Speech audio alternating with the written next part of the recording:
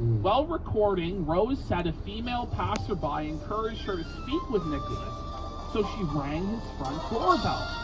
Fuentes opened the door and allegedly, which we just saw as factually, immediately sprayed her in the face with pepper spray and pushed her with both hands on her upper body, causing her to fall backwards down the stairs and onto the concrete below. Fuentes then grabbed Rose's phone and momentarily went inside his house before coming back out. The passerby told police that after Fuentes sprayed her in the face with what she believed was pepper spray, Rose was pushed to the ground and Fuentes grabbed her phone and threw it against the concrete floor.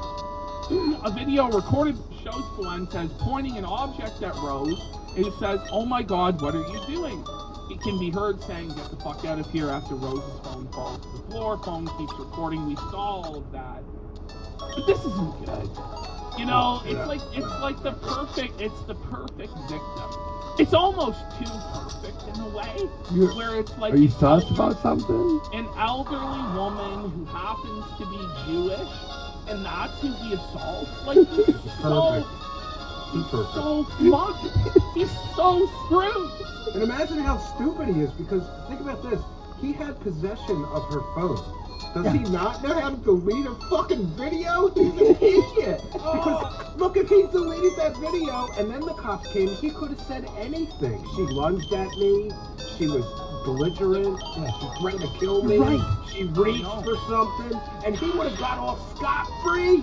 But the fact that he had possession of her phone and he was too dumb to delete the video, he fucked himself completely on this whole thing.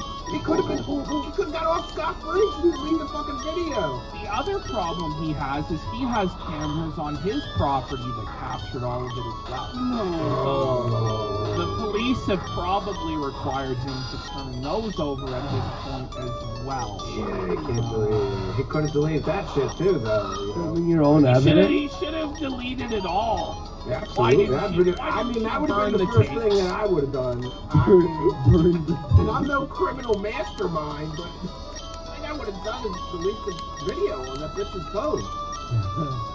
Alright, let's go to the next part of the article and here. King, thank you for this stuff, man. Appreciate you, bud. Yeah, very good. Oh, yeah. Okay, so, questioned by a Berwyn Police Department officer, Fuentes said that he had posted a political joke online. That's his defense, you know, it's just a political joke. Yeah, your body, my choice. It's just a joke. It's just a little political joke. It's not like I'm saying I'm trying to take over America and institute a Catholic theocracy over the United States, and, you know, remove women's rights, and, you know, he also talks about abolishing the age of consent. He's just joking, bro.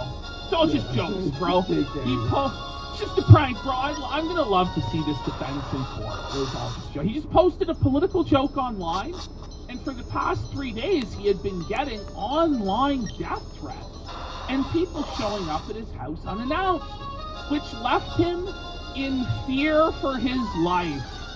In fear for his life. What's funny to me, by the way, though, is this guy doesn't own a gun.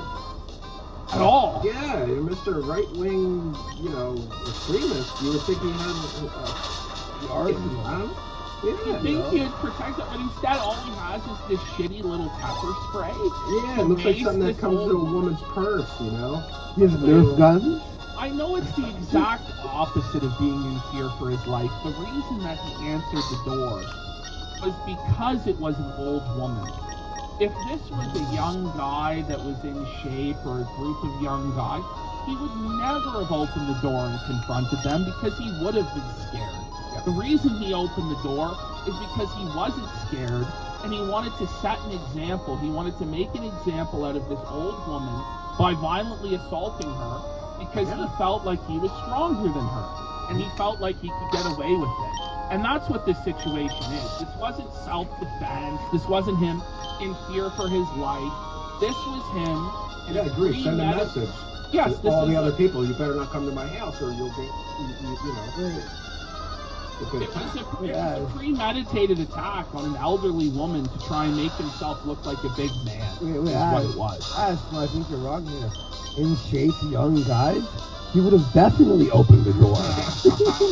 He would have invited them in. Oh, no. So a responding officer.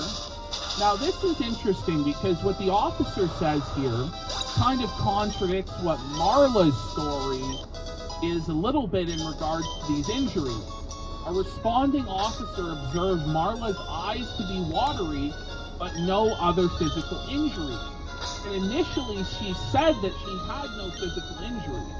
The story has now changed, and she said that because of adrenaline she didn't feel the pain, but when she went to the doctor she discovered she had these broken or cracked ribs. So